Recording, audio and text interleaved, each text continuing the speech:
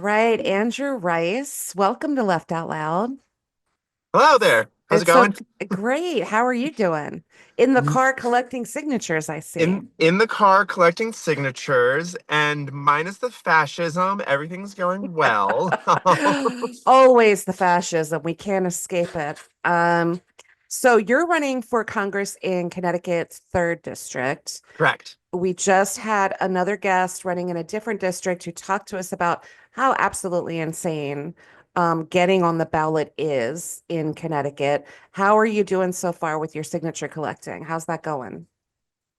It is a laborious process. Hmm. And I think we have like 30 to 40 volunteers signed up. Okay.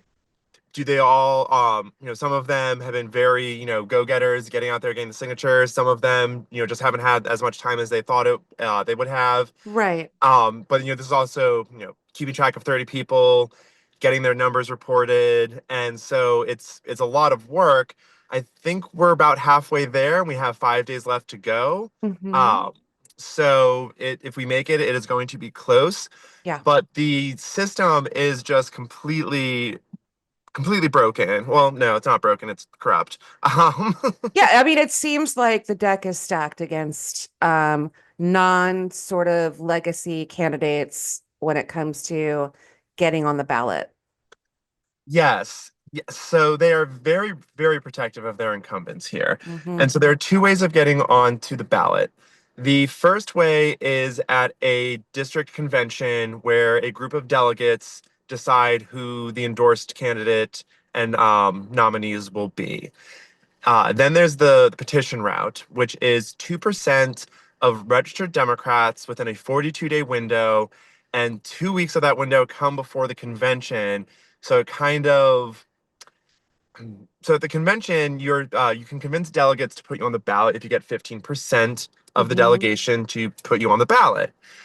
At our convention, we had 45 votes and we needed 51 votes. We were 6 votes shy of getting ballot access. And then the Democratic Party broke their own rules, broke convention rules to deprive us of the opportunity to flip those 6 delegates to get onto the ballot. We contested the results, filed a complaint, which you can only do within the state party because Hmm. it's a private institution. And they admitted that there were procedural flaws that should have been, noticed or something, but that there was not enough proof to suggest the outcome would have been any different. And it's just like, wow, okay. Not to mention that there are rumors, and I'm tending to believe them, Hmm. that supposedly people in Rosa DeLauro's camp would call up delegates and tell them, if you go for Andrew, that funding package that you want might not come through. And it's just like, Ooh. okay, wow. So Dirty, you're dirty leveraging your tricks. constituents against a delegate because they might want not even like um well, so the whole thing is, and I'm honestly heavily thinking that I might write a book about all of this because there's It, not enough time in a it's deep. podcast. Yeah. It is deep, Yeah. down to the level of, it's like there were some delegates that told me that they didn't realize that if they voted for me, that Rosa wouldn't be deprived of ballot access. There were delegates that were, had to get a proxy, and they were never told that they could choose their own proxy and assumed that the chair had to choose them. So a couple of my proxies, were made Rosa supporters. Uh, Hmm. there were, heavy behind the scenes pressure campaigns, not of just like, oh, these are the reasons why you should vote for, like, Rosa, these are the merits. No, like, no, no, Right. no. Well, we're not going to fund this project. You're not going to ever be a delegate again. Yeah. You're going to have issues working with the DTC, and no one's going to, work with you to help your constituents. It, the DTC is the lowest level of elected office, and I did this all in email because it's funny watching these people leave a paper trail of Hmm. stupidity. And this woman goes, That should be the name of your book. the, A paper trail of stupidity. you know what?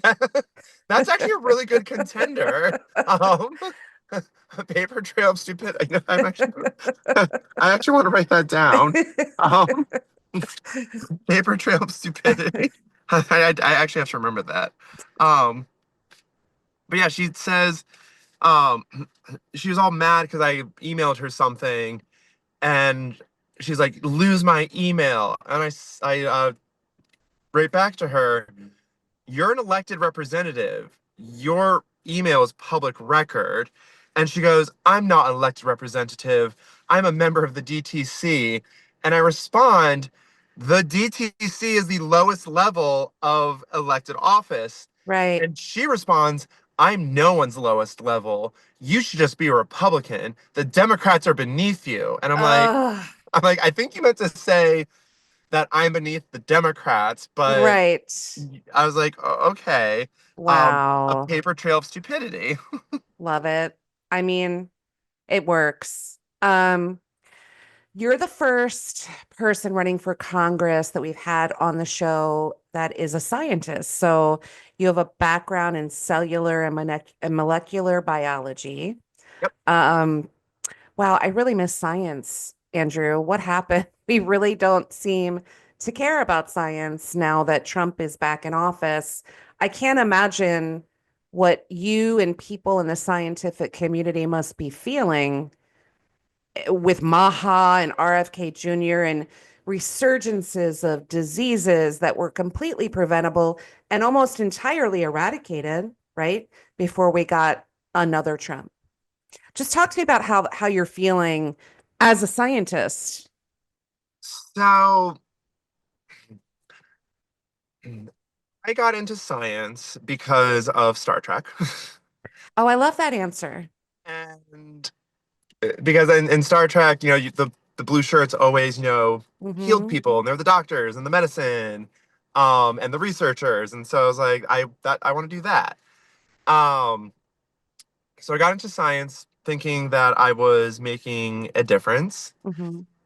And one day I came to realize that whether it's Trump or Biden or Obama, at the end of the day, we really fundamentally don't do science in this country. We do capitalism because Hmm. science is only accepted when it advances capitalist interests. Hmm. And so, my research is I don't have a PhD or anything, so I don't want to Right. oversell myself. I Sure. have a master's, so I help manage, what the PhDs, the infrastructure that the PhDs need to conduct their studies.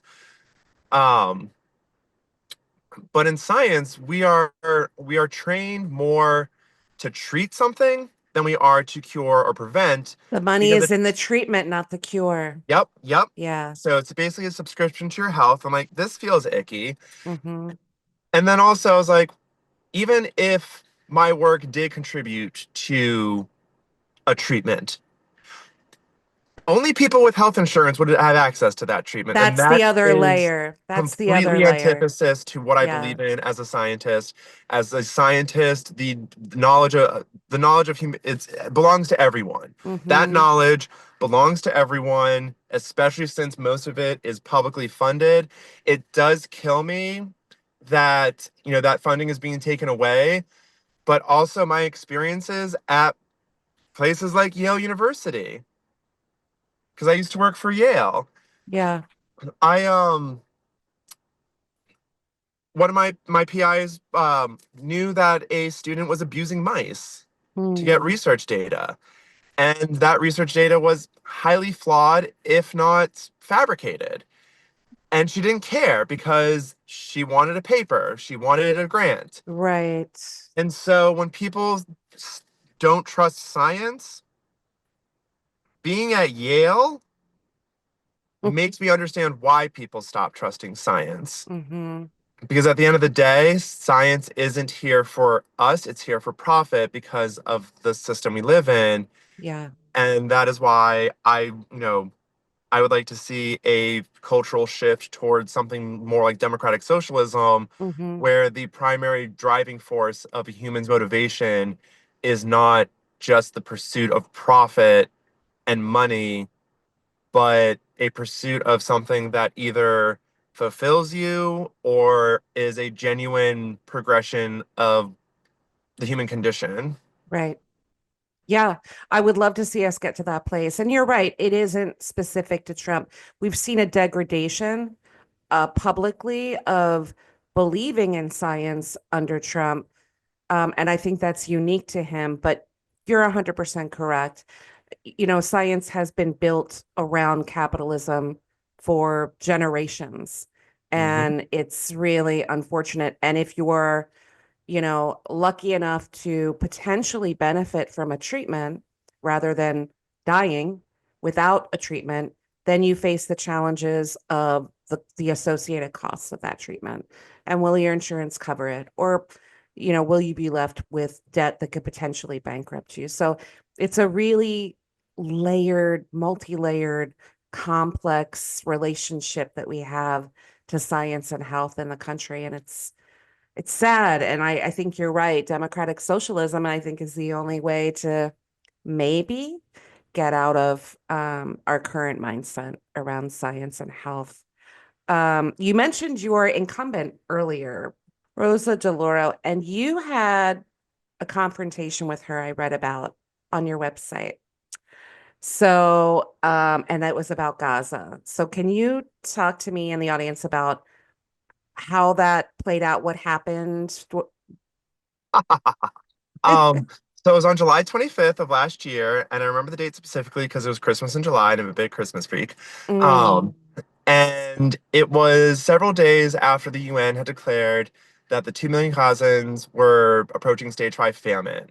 mhm, And so there was an event called Make Noise for Palestine, and only like three of us showed up. And the corner where we were, where the event was held, was actually there was a whole street market, and this was all in New Haven.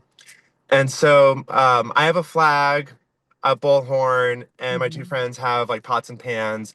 And we're going up and down the crowd, like saying people like, "Hey, we're sorry to disturb you, but if you ever wondered what you would be doing in 1938 and 1939, you're doing it right now." Exactly. And we were trying to appeal to people's like humanity. A couple of people, you know, were like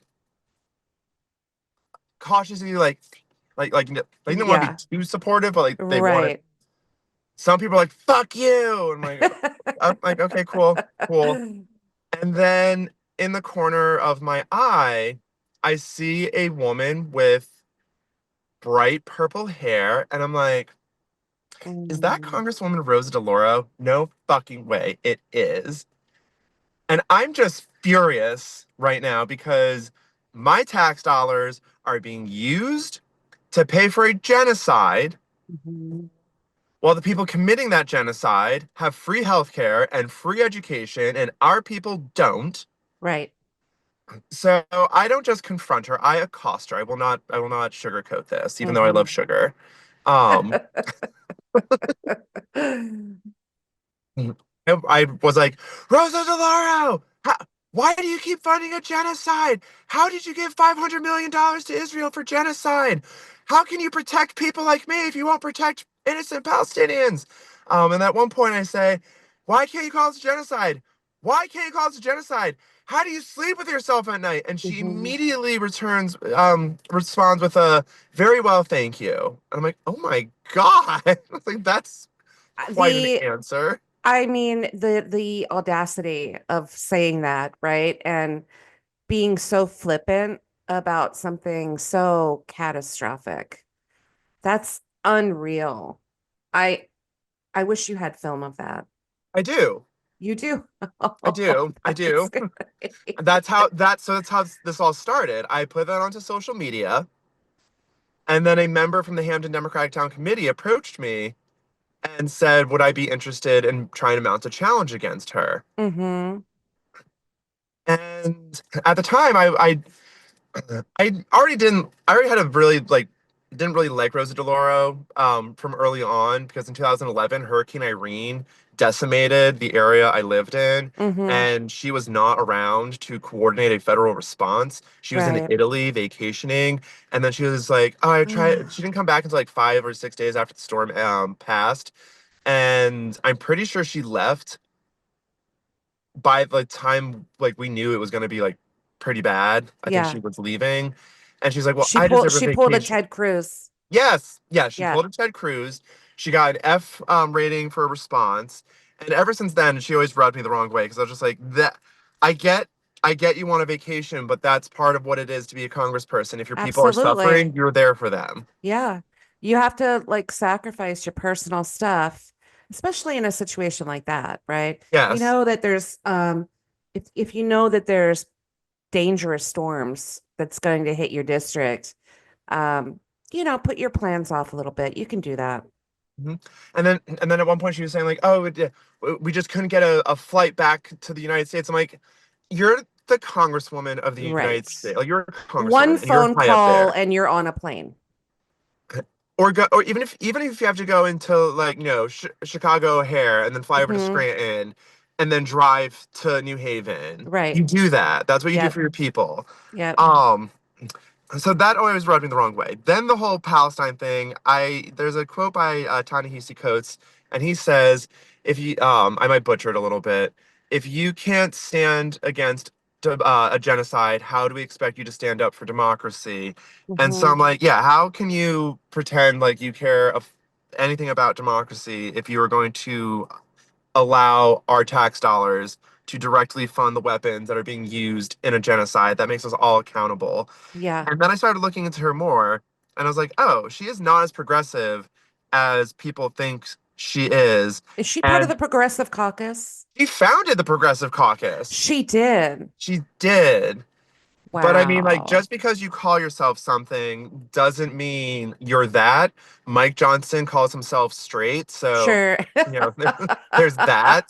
Andrew. I'm dead. Wow. Yeah, I mean, that's such a juxtaposition to be the founder of the Progressive Caucus. I didn't realize that was Rosa. And to, be supporting what's happening in Gaza. That's wild.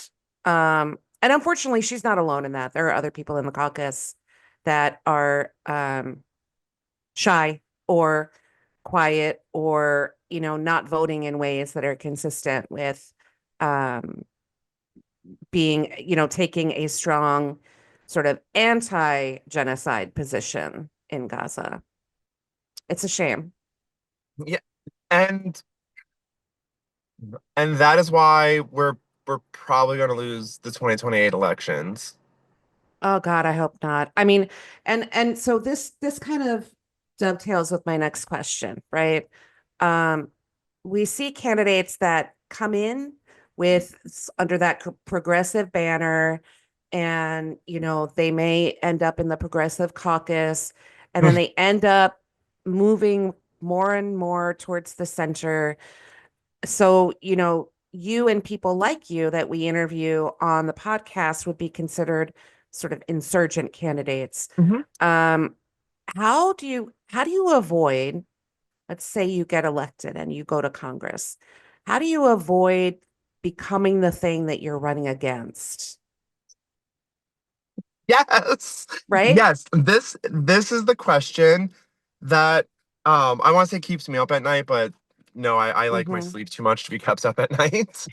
Um, it's a great question because I don't know. I Yeah. don't know what happens when people get in there and suddenly it's like, yeah, what the fuck happened? Where did all of your morals go? Hmm. And so the one thing I do try and reiterate to people is that getting elected is not the end goal. That's the beginning goal. Yeah. You have to stay engaged. You know, you have to hold me accountable. You always have Hmm. to you should always question everything I do and everything I say. And if I can't give you an answer, then I've changed and you should primary me. Right.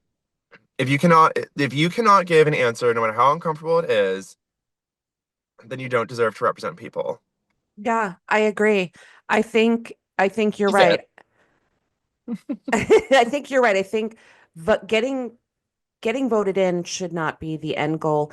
And also, as voters, seeing your person win should not be the end of your involvement with that candidate. You should be this show, people always ask, like, what are you going to do after the midterms? We're going to follow everybody that got elected in the midterm cycle. I want to see if they make good on the promises that they're making to their constituents, whether they're an incumbent, whether they're, someone that challenged the incumbent and won. This is the problem. We've gotten so lazy when it comes to the sort of participatory side of politics. So I completely agree. Getting voted in is not the end of the story. It should never be the end of the story. Um, And then okay. and then the other thing is follow the money. Yeah, always. Always follow the money because you know these people can hire all the all the staff and all the consultants and all the things Hmm. with their millions of dollars from corporate PACs and super PACs and you know Elon Musk and Jeff Bezos and Ugh, Ellison, and yeah. these are literally people that give Rosa money. Um, and she thinks she's progressive. How is Uh, that even possible? That is wild. so I didn't even know myself. I just knew that she wasn't there during Irene and that she sucked Hmm. on Palestine. And then when someone said, "Would you challenge her?" I was like, I mean, I Palestine is a huge issue for me, but it's not everyone's issue. I understand it's not everyone's Hmm. issue because, I mean, for me, it's almost like it's kind of a privilege that I can have, such a focus on Palestine because I had healthcare and I had Yeah, housing. Well, I have housing still. I yeah. have Cobra. I quit my job to do this. That was a fun choice. Oh, Um, wow. I just exhausted all my life savings and I just removed money from my 401k. And saying both of those statements in itself is a huge amount of privilege. Exactly. Um, This should be publicly funded. We say that it- every week almost on the show, right? yes, we need, yes, public funded elections. Um, and I mean, also, the biggest expense for me right now is maintaining my health insurance through Cobra Mhm. because, and people are like, "Well, go to the insurance markets and look in the insurance markets." I'm like, it's just as expensive. I may as well Yeah, keep the healthcare that I know, and that way I don't have to worry about is this in a network, out of network? Is that like, having to find new doctors because suddenly, this health insurance company doesn't cover that doctor or they don't accept the insurance. right. Um, and so if we had something like a Medicare for All program, it would be easier for, me to do this because I wouldn't be Mhm. spending, what is it, like $1,100 a month There really is a barrier for to health people insurance. running for uh public service, right? Mhm. There shouldn't be a barrier. That this is why we have the types of politicians that we have. I'm going to I'm going to push back on that just a little bit.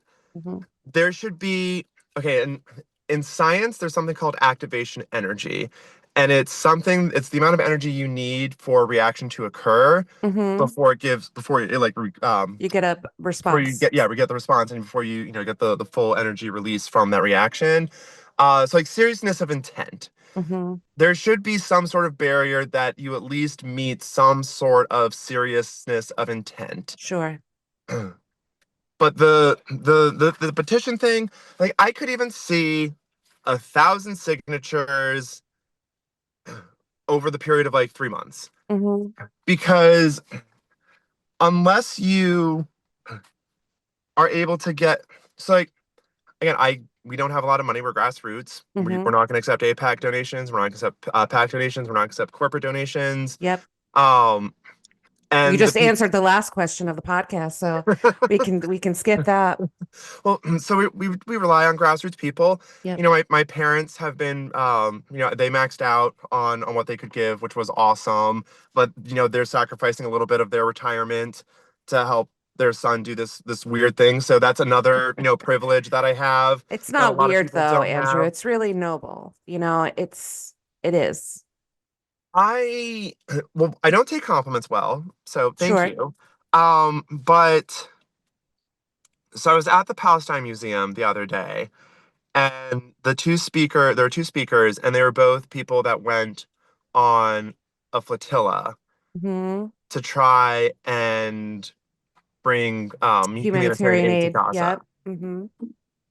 And to me, like That is brave and that is noble Oh, because for you are, sure. But there's levels to everything in life, and you know, surrendering your safety, which is your job and how you make your money, and going on Cobra and trying to find the money for that, and getting support from your family, and all in the effort to make real change for your community is a huge sacrifice. So it is noble. thank It is you. brave. Thank you. In case no one's told you that, I'll tell you that today. I it I don't so yes, I do not take compliments well, Hmm. but I think there's also this aspect of me that worries that if I that gray area or slippery slope to becoming like an egotist, becoming that monster that I don't want to Yeah. be, and just, being so full of ego. Because Hmm. that's what I see, in people like Rosa DeLauro. Yeah. Yes, you are the Rosa DeLauro. You are, known throughout the country. Hmm. You're probably one of the most powerful Democrats there is, Yep. the most powerful woman in the Democratic caucus, and if the Democrats take the House, the most powerful woman in Congress. Hmm. Um, you've done wonderful things sometimes. Um, Yeah. you could be doing a lot more, and you could also be. I, I think one time someone did ask her, "Does she plan to retire?" And she goes, "Never." And she's Ugh. like, "You, Gross. yes." I What a was like, horrible answer. a terrible answer because I'm like, I try not to make age an issue of the campaign because there's so many things about her that like her age doesn't matter. But it's not about age. Like if you set out and say, I am never retiring from this position, I will never give it up. I'm here for eternity until they put me in the ground. That's ego, Andrew. That is, yes, That's that is that ego. is ego, right? That is ego, and that's. Because you Mhm. are basically what you're saying, what you're inferring is no one could do this as well as me, so I'm never going to give it up. You know, Thomas Jefferson, this is a weird pivot, but he said that the Constitution should be rewritten every 19 years because why should we have now life expectancy was much smaller back then, which is probably why he chose that arbitrary number. But his position was, why are we being ruled by people in the grave that don't understand the future generation, don't understand advancements? This should be like a living, breathing document that continuously evolves and changes. And so when I hear people like Rosa, I'm here forever. And there's so many Rosas, right? Look at Mitch McConnell. My God, that man can't even blink anymore. What are you doing still being, an elected representative? Why are you not home enjoying what's left of your life? It doesn't do, it doesn't move society forward. It doesn't um, it doesn't do anything positive for the people you serve to be holding on to power forever. Oh, I agree. It it's an ego thing. It's an ego thing. And It that's has to why be. I get that's I think that's why part of the reasons why I am apprehensive of taking too many compliments, because I'm like, is Hmm. that what happens? Does it go to their head? Do they think they're this infallible person? I think the money goes to their head, The and money and also. the money and the power, and the sense of, importance that they get from the role. And and that's how you lose touch. That's how you lose touch with the people that voted you in there to begin with. And we see it all the time. And then apparently she bullies people Ugh. into, making sure that they don't let a newcomer onto the, if Democrats fought this hard against Trump as they do I against the against left, themselves. It's crazy. I agree. and it's just like, and then, you know she is the 120th most progressive member of Congress, meaning 56% of Democrats are more progressive than Rosa DeLauro. And so she is basically a corporate centrist, like corporate Mm-hmm. center left at Yep. best. And look at what we just saw from the centrists in New Jersey and in Virginia. Mickey Sherrill, with the whole ICE debacle, Oh, terrible. and condemning the protesters for not wanting a concentration camp in their backyard. Yeah. How dare they? Yeah. And then Abigail Spanberger, she was everyone's cheering her on because she was doing the redistricting battle, and then the Virginia Supreme Court was like, "Nah, that ain't gonna work," and she's like, "I give Mm-hmm. up." And she's like, I Okay." know. I know. And then, the unions were like, let's have some bargaining rights. And she's like, let's not have some bargaining rights. And then, people are like, let's abolish I or not even abolish ICE. It was like, let's put masks on, or like take their masks off and Yep. identify them. She's like, you know what? That's a step too far. And then, I swear they're ops. I swear these people have to be like planted as Democrats because I just don't get it. I don't get it. well, so Spanberger was a former CIA agent. Yeah. So was Alyssa Slotkin. Right.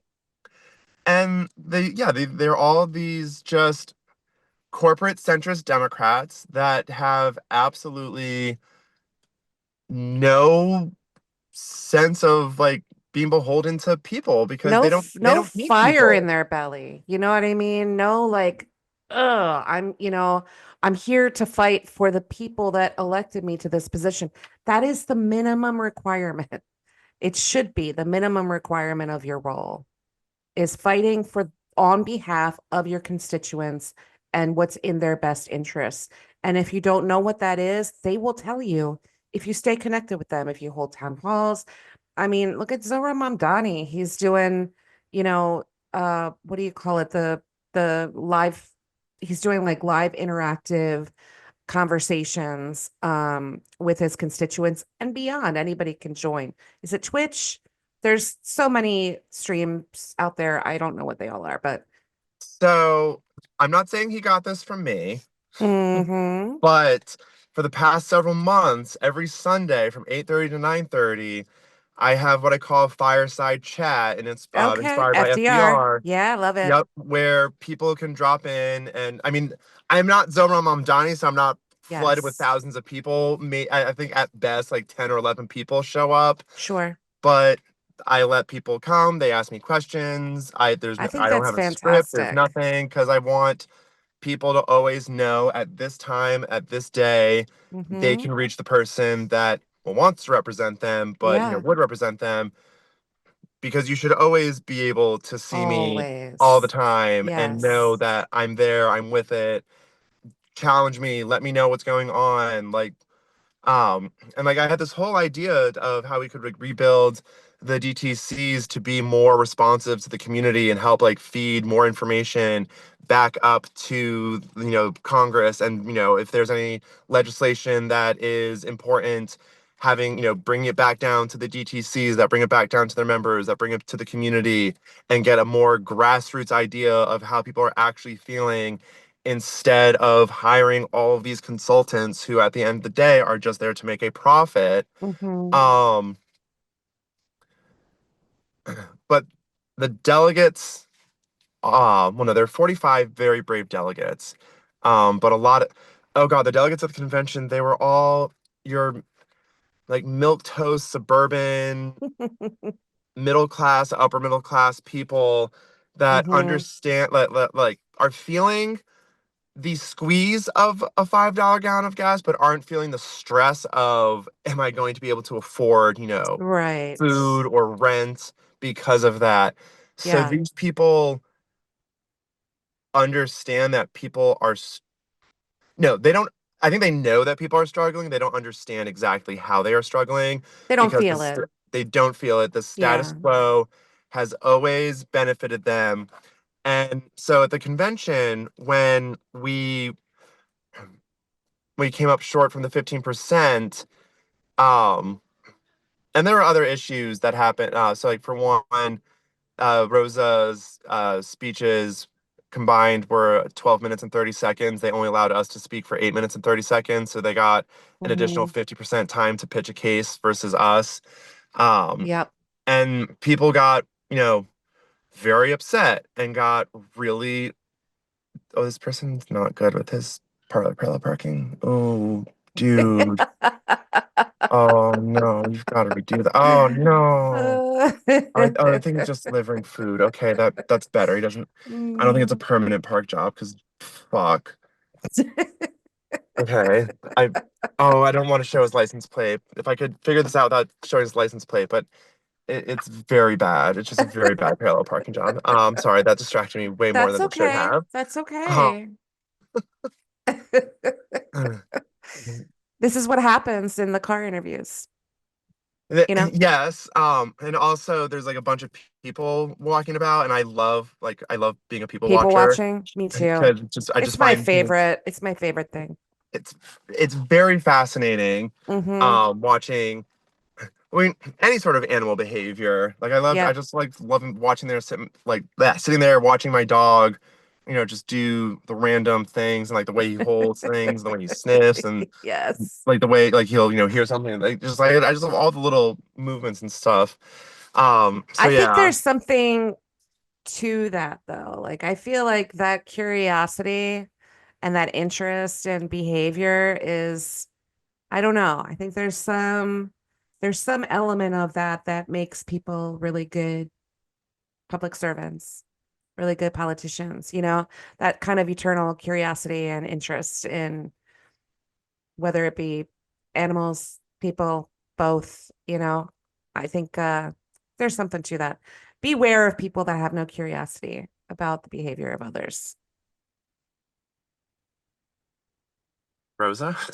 I don't know if I don't know if she has curiosity about anything, except where she is. hmm So, So, oh, go ahead.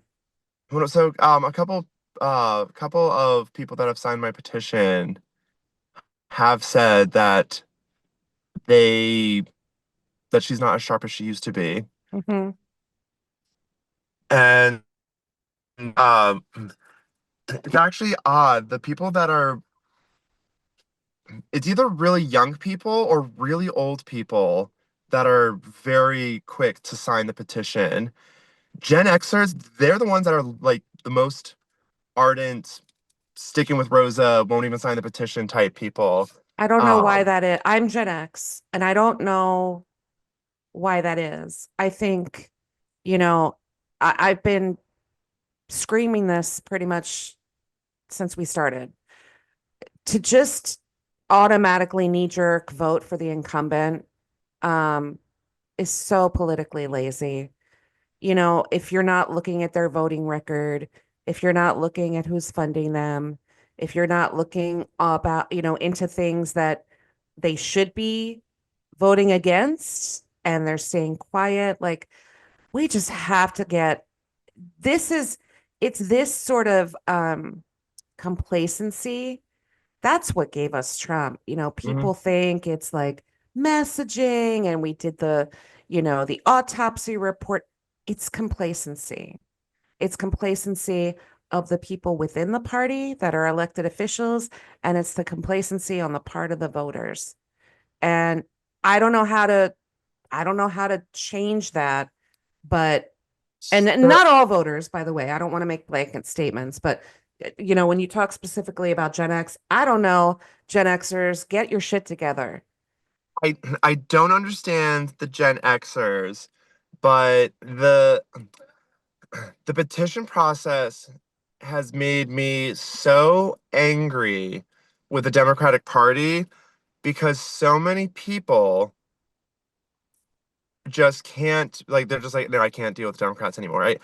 Yeah. So today I told someone about what happened at convention, hmm and his immediate response was, "This is why I had to unregister as a Democrat Yeah. and register unaffiliated." And so there's a twofold to all of this about the voter, hmm because and voters, volunteers, sometimes I get stressed, and that stress can sometimes, border upset, anger, Yep. that voters aren't more engaged or that volunteers, aren't as committed. And then I realized that I am doing what the system wants me to do, blame the individuals. Hmm. And it's just like, no, these people in this system, we are beaten down, we are tired, we are Yeah. stressed, we are overstimulated, we are malnourished, we have terrible sleep patterns because we always have to be working and working and working. And if you're resting, you're not being productive. And if you're Yep. not being productive, you're not earning your rent and your groceries. And then, there's climate change and the seas are going to flood us and Yeah. the coral reefs are dying and the Right. air you can't breathe and the smog from the forest fires and the heat and the all of these things just wear down on people. And so I get it. Yeah. And I then do for me, too. I do too. But here's the thing.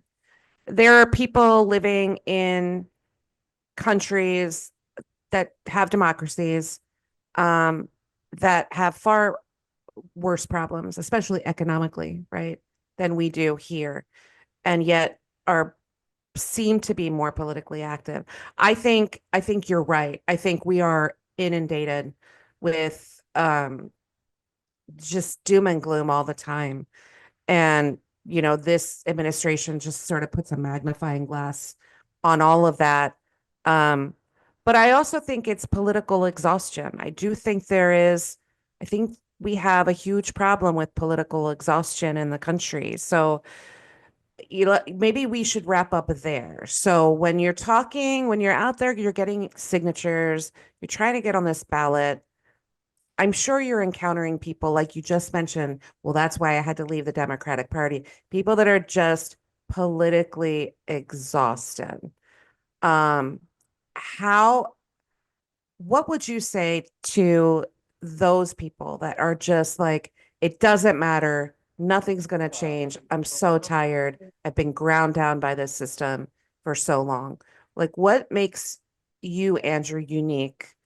And how would you encourage people with that mindset to jump back in for you? well, I mean, the first thing that I say when someone says that I'm not a registered Democrat or I'm unaffiliated or that they've checked out, I immediately respond with, I don't blame you Hmm. because it's true. As far as I think you're asking, like, what sets me apart, what Hmm. gives people confidence that I'm if you're not willing to risk something or sacrifice something, nothing changes. Yeah. And so I think to me, that was part of why I quit my job. Hmm. Because if I'm not willing to risk something, if I'm not willing to sacrifice something, why should anyone trust me? Hmm. Now, if I fail in this endeavor, which I'm more likely to than not, Right. I mean, I have parents who are well off enough that, I could, they have a condo, so I'm sure I could go, they have a spare bedroom. I could go Hmm. live with them if I really had to. But I do risk losing everything that I've built for myself Hmm. to do this. And so I'm hoping that people, sorry, motorcycles. It's I'm okay. I hoping can't stand people that noise. see that and are reassured that yes, there's a term called burning the boat, Hmm. and a lot of people have respected that I'm willing to do that because I want people to have health care and end a genocide. Yeah. I mean, there's a lot to respect. And I know you don't take compliments well, but I just want to end it by saying that I think the sacrifice you're making is remarkable and really admirable. And, for people that will see this or hear this, put yourself in that position. What are you willing to sacrifice? What are to you? to make a real difference in our country. That is so. Yes, that is what I do try and ask people. What are you willing to risk? What are you willing to sacrifice? Yeah. Are you willing to sacrifice a few nights, a weekend, Hmm. especially with the petition period ending on Tuesday? It is still a huge task. I can't do it by myself, and so tomorrow I will reach out to people and say, hey, if you believe in this campaign, Yeah. if you believe that I can be a force for good, if you believe that I'm someone that will remain true to who I am, and you believe that I could be a force for good in Congress, then I need a lot of people to sacrifice a weekend, Right. get out there. It's awkward AF Sure. going up to a person again saying, like, hey, this is Yeah. crazy. We just met. What is your Yeah. registration information? Oh. um and and yeah, and fight to push back against the system because it is corrupt. It is It is. designed Yeah. to ensure that there is no diversity of opinion, that there is no challenging to the status quo, that there is order. And even MLK said that the think like I'm gonna butcher this one again, It's okay. but the greatest threat to progress isn't the KKK member, it's the moderate white liberal Yeah. who will maintain order instead of sitting like with being uncomfortable with justice. Right. And that is exactly what we experienced the other day or a couple weeks ago at convention is people got very upset when we were kept off the ballot. Hmm. I didn't realize people said some of the things that they said, but a lot of delegates were like, "Oh, we could never support someone like Andrew. Listen to what his very angry supporters said because they are living in a world that is burning while Yeah. all of you have all your material needs met, and we are once again deprived of a choice of someone that had anything close to say as to what they wanted to see for their future." Hmm. And they're also upset because the person who's currently in office has supported genocide, has supported ICE, has deprived people of healthcare, has Yeah. deprived people of education, and that all of that is less offensive to you than someone saying a naughty word. Hmm. Go take your clutched pearls back to your ivory tower I and let the agree. people have a choice. I agree. I agree. And let's end it there. Andrew, this has really been a delight. I appreciate Likewise. you taking the time from your car after a long day of gathering signatures. You're just so kind and empathic, and it radiates from you. And again, I know you don't take compliments well, but you're just a great guy. And I really enjoyed talking to you. Likewise. This was a lot of fun. Thank you. I really appreciate it. Um, Yeah. and then the one thing though I do like to say on these podcasts is beyond party and platform and policy, there are two things that I like to encourage people to remember. In a society that is designed to make us question ourselves and hate ourselves, the most radical thing you can do is self-love Hmm. and love the neighbor. Hmm. So self-love and love your neighbor. And then the second thing is fascism is exhausting. Fascism is it tries to instill us with fear. And so every day we fight, we can't just be fighting against something, we have to be fighting for something. And the thing to fight for is joy and fun. So Yeah. I say that fun fights fascism. So Absolutely. self-love, fun fights Joy, fascism. joy is an act of resistance. Mhm. Absolutely. We Love got to that. remember that. If we're gonna survive this battle, we have to remember those two things. Yeah, Self-love, fun fights fascism. absolutely. Thank you, Andrew. Best of luck to you. Stay in touch. Let us know how things are going. I hope to see you on Absolutely. that ballot.